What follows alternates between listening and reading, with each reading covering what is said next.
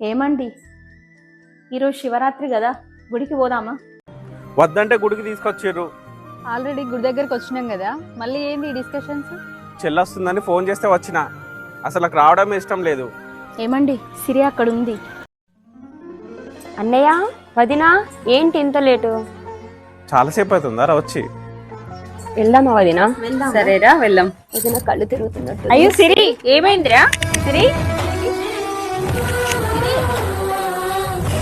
సిరి నేను ముందే చెప్పిన, ఈ పూజలు ఈ ఉపవాసాల వల్ల ఏమీ రాదని, మన ఆరోగ్యం ఖరాబ్ చేసుకుని తప్పితే ఏం సాధించేది ఏం లేదు. ఈ శివుడు మనకేం చేసిండని ఇంతగానో ఈ పూజలు ఈ పునస్కారాలు. దేవుడి గురించి అట్లా అనద్దు సతీష్. అవునన్న, శివరాత్రి రోజు ఉపవాసాలుండి శివుణ్ణి పూజిస్తే మన కోరికలన్నీ నెరవేరుతాయన్నా. నువ్వు కూడా ఒకసారి మనస్ఫూర్తిగా ఓం నమ శివాయ అని చూడు, నీకే తెలుస్తుంది. అంటే ఇప్పుడు నేను ఓం నమ శివాయ అంటే నా కోరికలన్నీ నెరవేరుతాయా?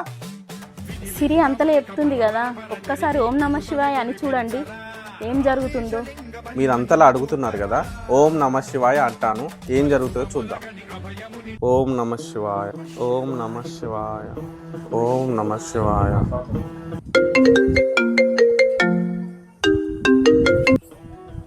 హలో, అవునా? ప్రాజెక్ట్ వచ్చిందా? 5 లక్షల ప్రాజెక్ట్ వచ్చిందా? చాలా సంతోషం అండి.